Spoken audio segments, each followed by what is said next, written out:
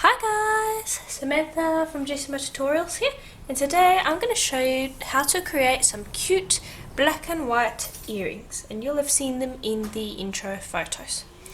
So just before we start, I just want to apologise for any wind you guys may hear. It's really stormy over here today, and so you might hear a bit of background noise, and so I do apologise ahead of time.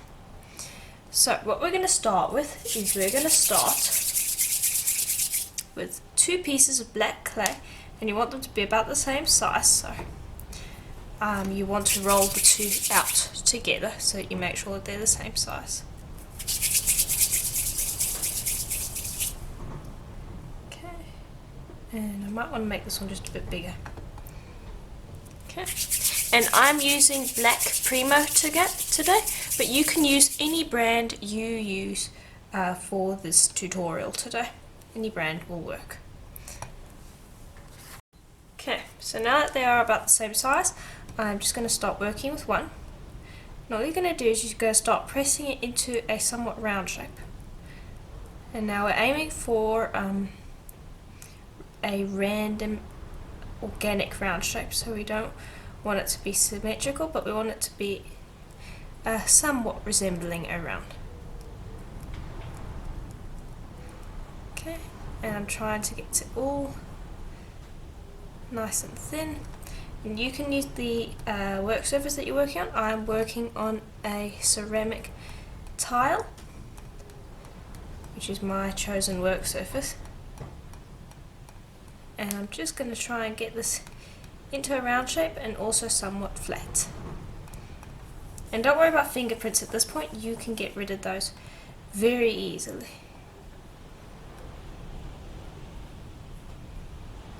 And then just make sure you're happy with it. If you've got any issues, just smooth them out. And you want to kind of make these edges a little bit more on the ragged side so that they're really interesting looking. So somewhat like that. Okay, and then at this point you'll probably need your tissue blade to pick this up.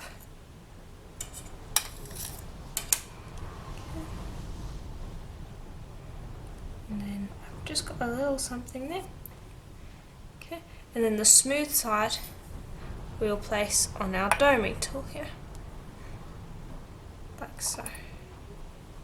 And just try and get in the middle of your somewhat circular piece.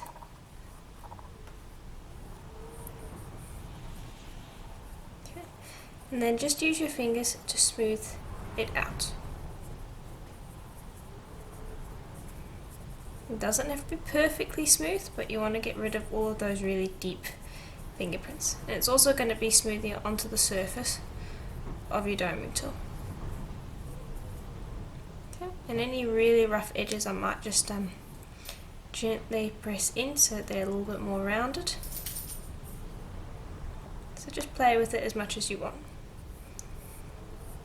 Okay. And then when I am happy with that, I'm going to pop that in the oven for about half an hour at Primo's recommended temperature. And I'll repeat with the other one.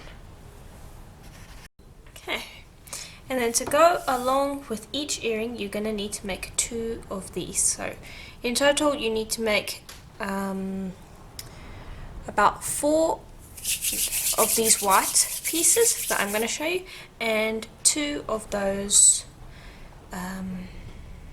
black pieces that I showed you. And so you'll want to take 4 balls and you'll want to roll them out so that they're about equal.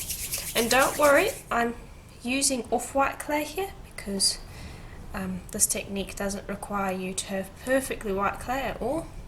Just try and get them to be about the same size as far as the balls go. But again, with this you don't even have to be too accurate with it either, because we're going for a really nice organic piece. Okay, so now that we've done that, what I want you to do is I want you to take your ball and I want you to just gently press it down so you almost form it into a cone shape, like so. And just press it right around the edges so that it sticks right down to your work surface. and try to get somewhat equal around the edges with an equal slope on each side. Okay, and then I'll press down the top just a touch as well. And there we go. It doesn't have to be completely perfect. This is a really nice beginner's project because it's not too difficult. Because you don't have to be completely accurate with this stuff. Then I'm going to take a ball tool and I'm going to press along this peak.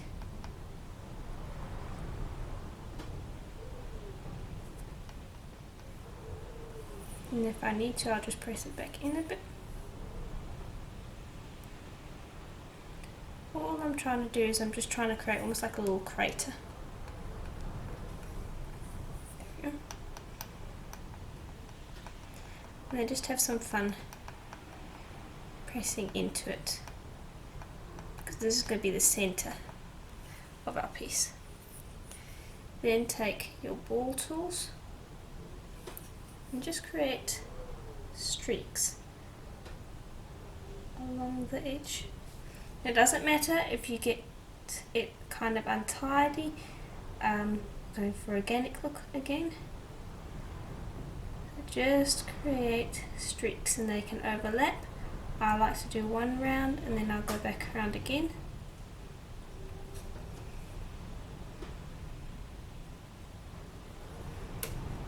And just make sure that I cover it in these.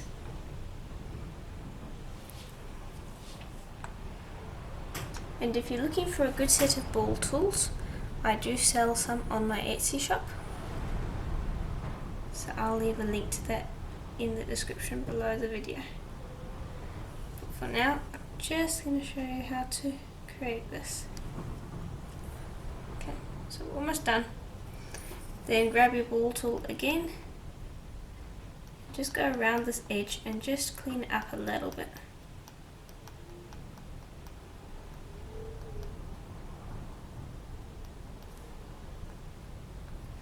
And if you have to, press a little bit to get it somewhat symmetrical again, and then just reopen those streaks if you dulled them.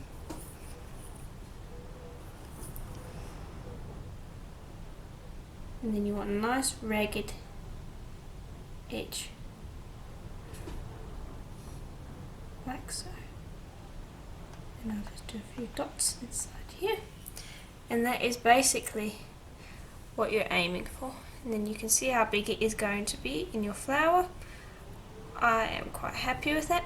And now you need to make another 3 of those. Okay, and then when you are done that, you are going to want to have some some red mica powder. I've got this really beautiful deep red, and this is also available on my Etsy shop, Jessama Design. Then you'll just use that and a very small brush to just colour the centre of this. And then when this is baked, what I am going to do is I'm going to antique the rest with black.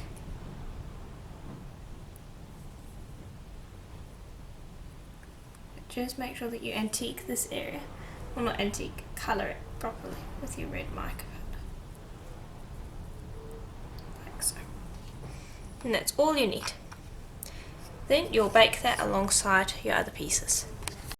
Okay, and so our pieces are out of the oven.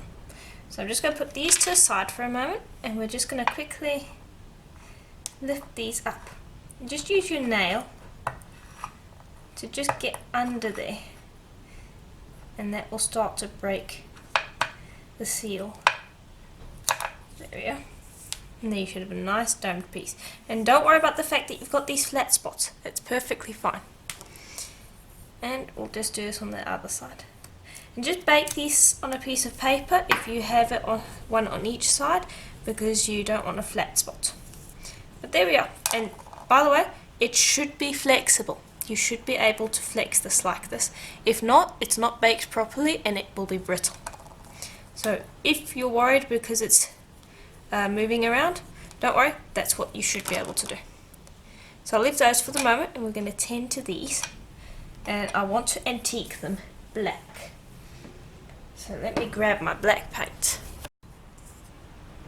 and this is the brand that I am using. Just give it a good shake before you start.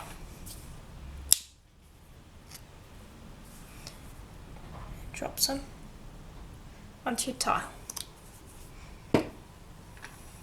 Okay, and we're going to do each of these individually. Grab a nice small brush,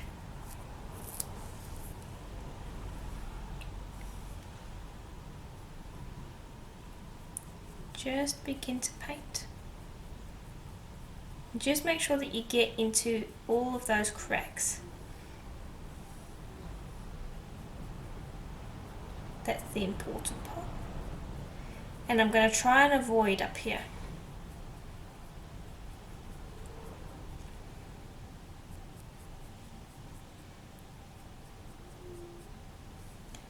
Okay, and just go the whole way around, and you'll repeat the process that I'm showing you here with all 4 of your pieces.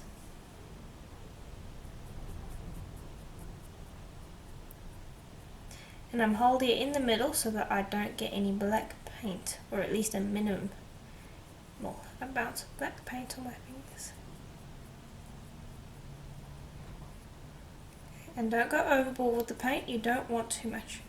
And don't worry if it dries, that's what we want. So paint a nice thin coat, like so. And then just go around, make sure that you've covered everywhere.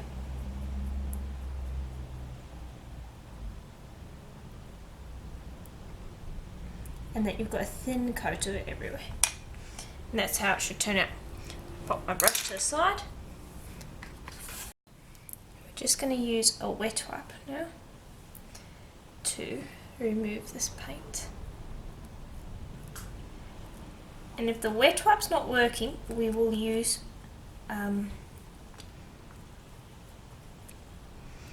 a sand ink cloth, which I might end up doing because this is catching a bit on the wet wipe. But I'll remove as much as I can with the wet wipe before I move on to the sanding paper. But I will probably need to use sandpaper to clean this up correctly because it's really catching on the wet wipe.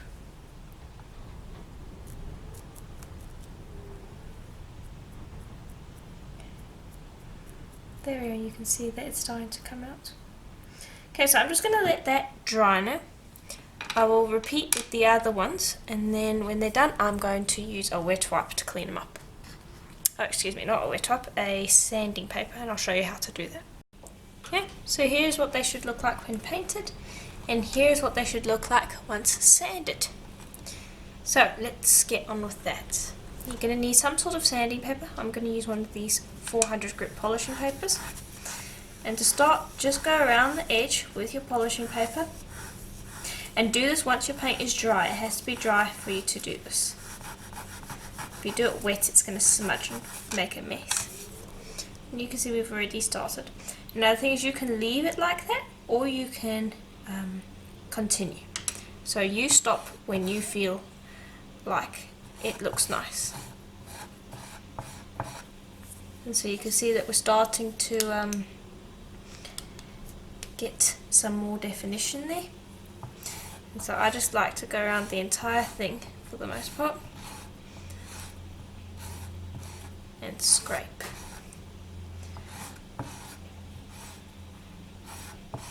Okay, just about done with that. Now I'll also take the top and just sand it so that it exposes that. So I want a ring of white. Okay, then I might go and do a few more things, like around these edges I want it to be a little bit whiter.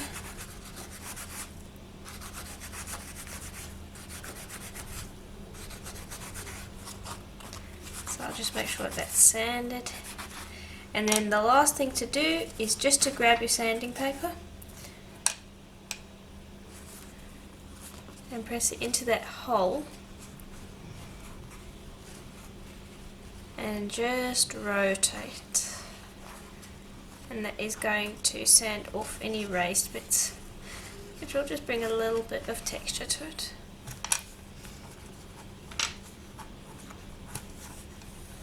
Not a lot, but it will just bring a little bit out.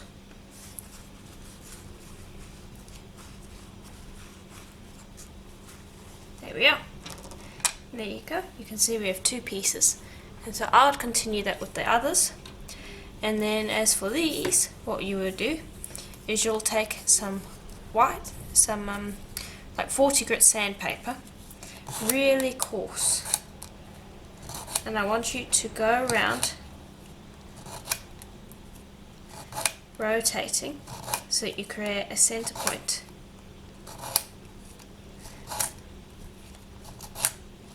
And just create these scratches.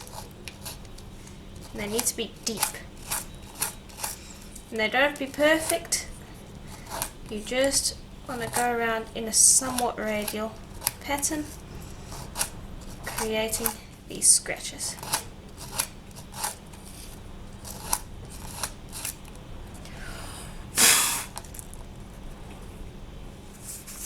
Now just grab this, and it's going to probably sit in the center just like that. So just so long as you can't see this little center point, just continue creating these scratches. Okay, and that should be enough. I'm just going to focus on some of these flat spots, because the flat spots can give a little bit of trouble when it comes to this. Like there's another one here that doesn't look like it's been scratched at all. So just pay attention to those. Okay. Then just make sure that you clean that off. So just grab a wet wipe to do that.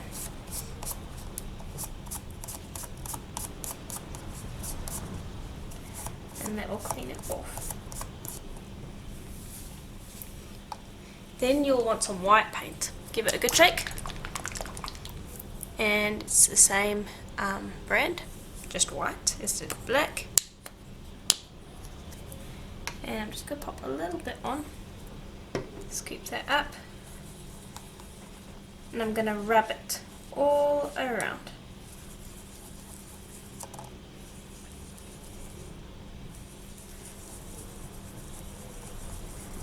And I'll just continue rubbing, making sure that I'm getting in there while it dries, because sometimes the paint can reject the clay a little bit, which is fairly normal, so I like to just continue rubbing this until it's very close to drying.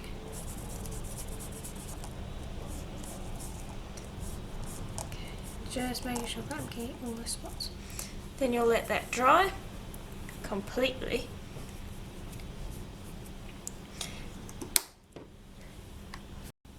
Okay, and then once it is dry, I'm just going to take a wet wipe. Now this is not completely wet.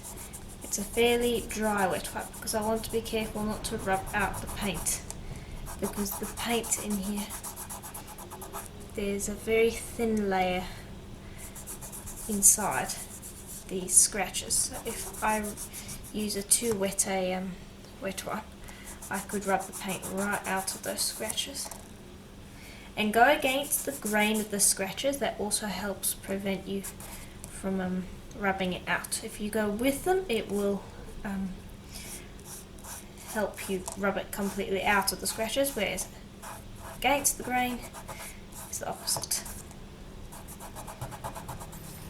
Okay, let's see how that looks. Looks quite interesting, but I think I want to use my sanding paper now to get a bit of a cleaner black.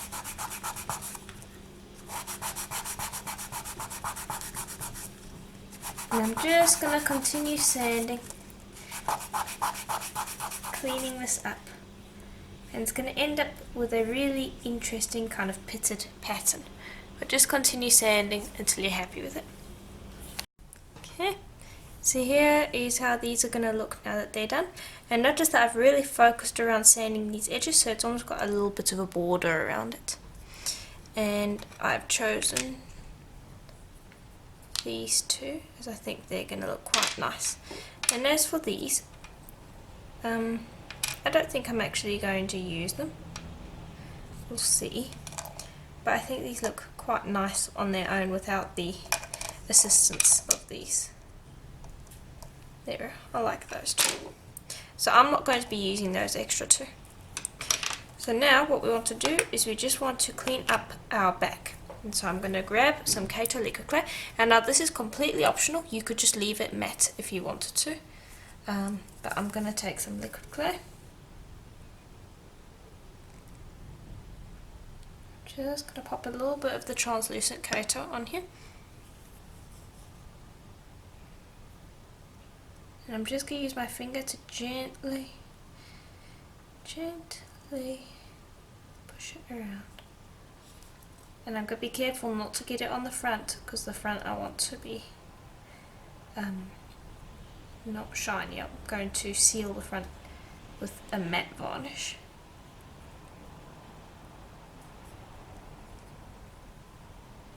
You can see you only need a tiny amount of liquid clay. Now, because this is so thin and flexible, it's a little tricky to do this. So just be patient.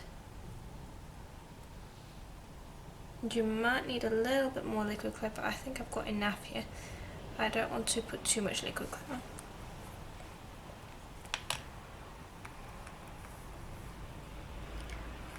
Just going to brush that around. Make sure that you've got it everywhere you need it.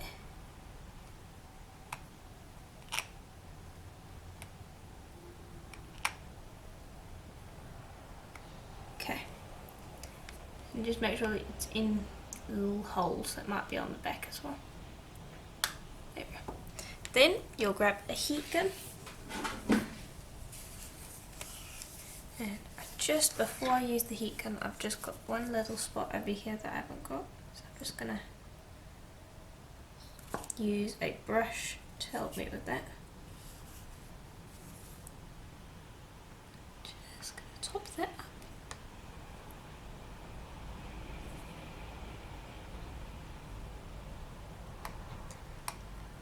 Because once you've cured it, then it's cured. You can't go and do patch-ups once it's cured. Just make sure that you're happy with it before you heat gun it.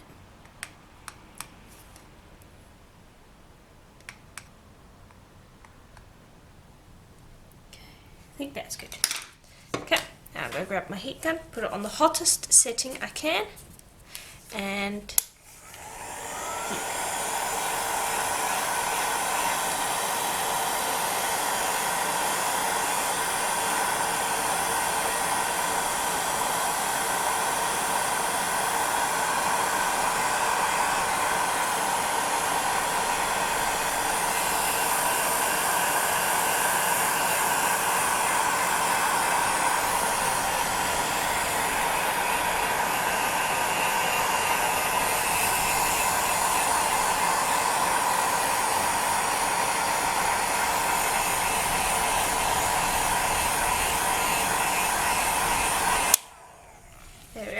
And that should be it.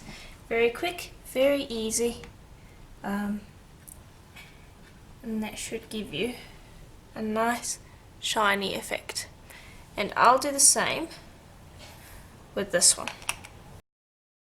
Okay, so once it is cooled somewhat, you will flip it over, grab some more liquid clay, and by the way, you can use, for this part you can use any brand of liquid clay.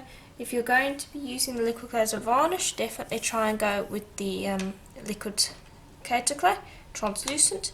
But for this part where we're just sticking down some stuff, you can use any liquid clay you want. So I'm just going with Kato liquid clay, but any will do. So I've just popped a bit on the back of this and in the middle there.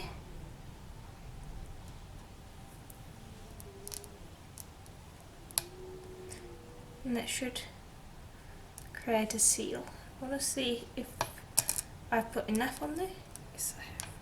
Just want to make sure before I bake it, because that's the last thing I need. Not putting enough on. Okay, and then I'll just twist it around to make sure that I have got it in the middle. And there we go. I will bake that just like that. And I will repeat for the other one. Pop some liquid clay down, pretty much in the center.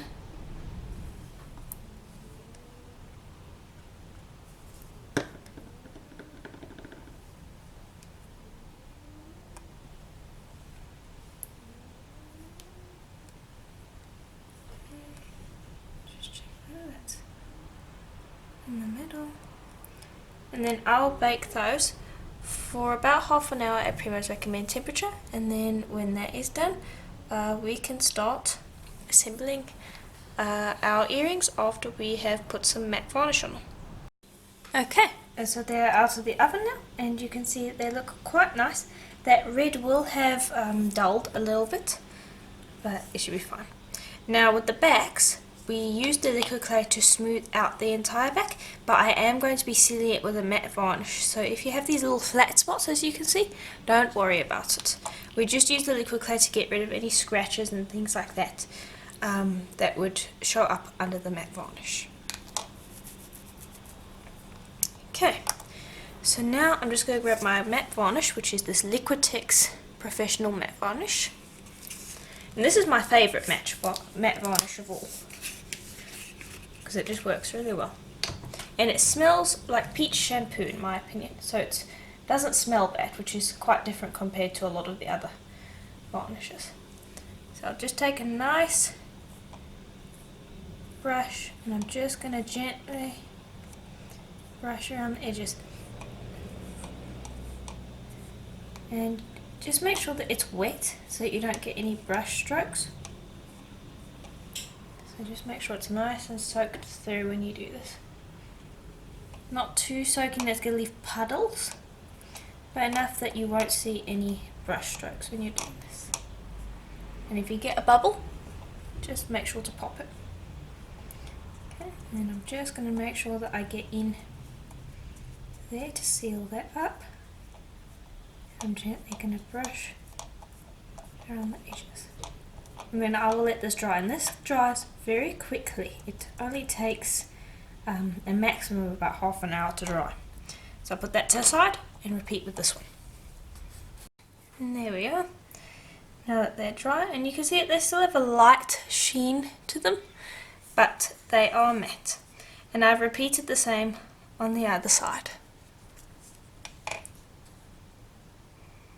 So now we are ready to drill. So we need to find the top of each of our earrings. So just spin until you like a spot, like I like there. And this one, let's see, yeah, I think I like that spot right there. And then just grab a pin drill, mark the spot, and then drill. And it shouldn't take much to get through. Just pop your finger there, and just be careful not to push too hard on the drill because you can hurt your finger when doing this, but you need to keep your finger there for support. And then you'll break through and just push on that and go through the other way to leave a nice clean hole. And if you're looking for a pin drill like this, I sell them on my Etsy shop, Jessama Design. So if you're interested in one, I do sell them there. Okay. And I quite like this spot here. Very quick and very easy.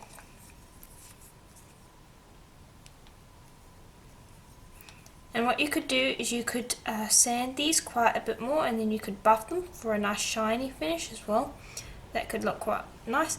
You can even give them a UV resin finish if you wanted to, but I'm going for a rustic matte finish.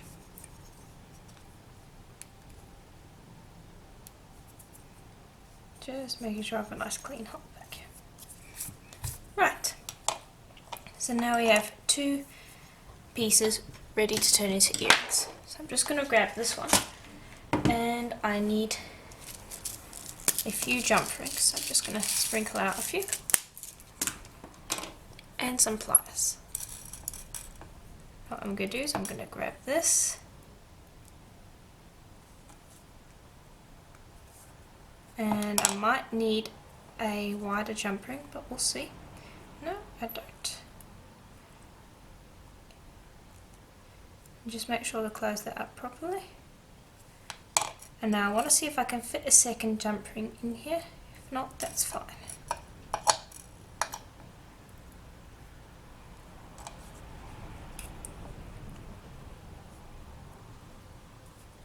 Oops. Just bear with me for a moment. This is the fiddly bit.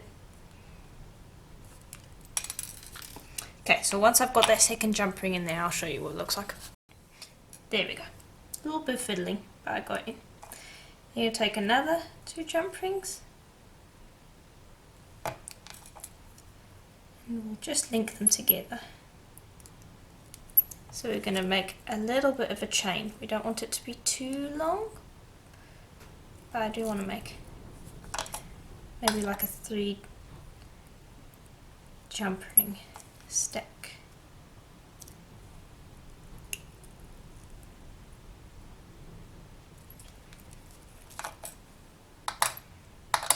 Okay, and I'll just bring over the ear wire and I'll see how it looks in just a moment.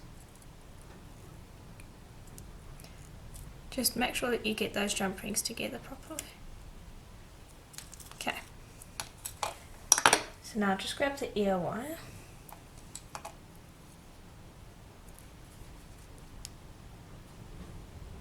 Okay. And I think I want one more. So these ones I will loop through this.